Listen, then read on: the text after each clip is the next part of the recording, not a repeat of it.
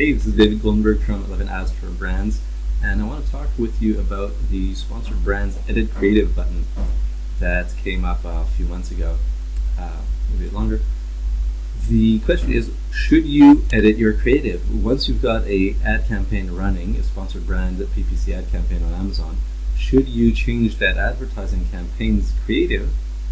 And if so, why? If not, why not? So the disadvantage is that your previous exported reports are going to be harder to understand, or reports that you're scheduling on a regular basis, because the way that most reports, at least for now, are built is that they don't mention what creative was running along with this ad, just as a campaign name. And so you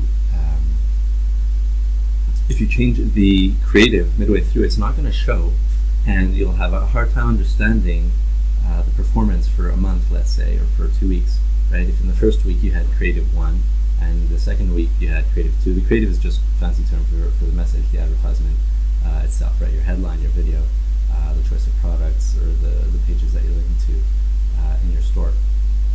And so the custom image as well, of course, is an important part. So if you change the creative midway through, then that data is not going to be separated out in your reports. It's all going to be matched together.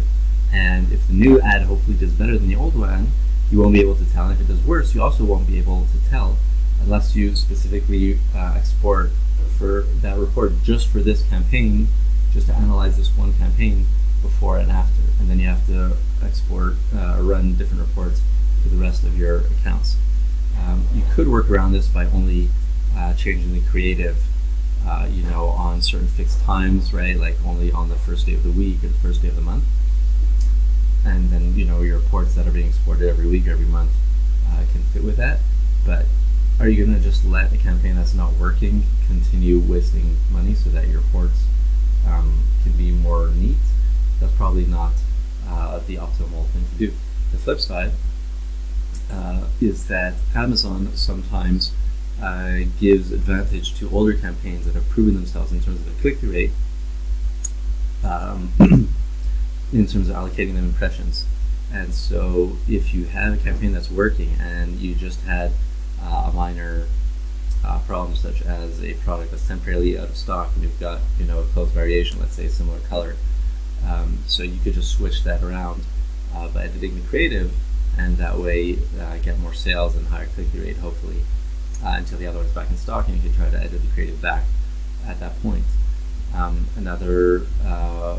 opposed to creating a whole new ad campaign, in which Amazon probably won't give you so many impressions to start out. That's just what they do in the beginning to protect themselves from ad campaigns that don't get such high click-through rates. So if you want to take advantage of a campaign that's already got a strong click-through rate, which is for sponsored brand headlines about over 1.5% on top of search, for video approximately the same, but video can be a bit more challenging. You need to have, I would say, 2% higher to have a good click-through rate in sponsored brand video. Keep in mind also that you're competing against essentially 4 ad slots, because it takes out the whole width, and Amazon can fit 4 sponsored product listings in that same space. So an average sponsored product listing gets 0.4% click-through rate, so that's 1.6% in total across the 4 of them. So you need to be able to beat that, and by a decent margin. So that's kind of some stuff you want to think about when you're editing a sponsored brand creative that's live. It could be also maybe the campaign is live, but you haven't really started getting impressions. So again, obviously, you don't have a problem with interpreting the reports in that case.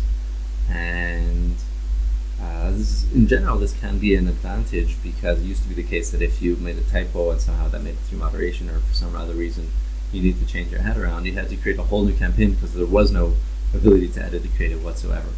So it's a helpful new feature, but you need to make sure that you're using it in the right way under the right circumstances. I'm David Goldenberg from 11 Ads for Brands, and sponsored brands are our specialty, and in a more broader way, we do advertising for home goods and home decor brands, both across sponsored products, sponsored brands, sponsored display. So if that's you, if you need help either specifically with your sponsored brands or you're in home decor and you want help with your advertising, so reach out, where011adsforbrands.com. And in any case, you should hit the like button and subscribe so you get more of these tips to show up in your YouTube feed.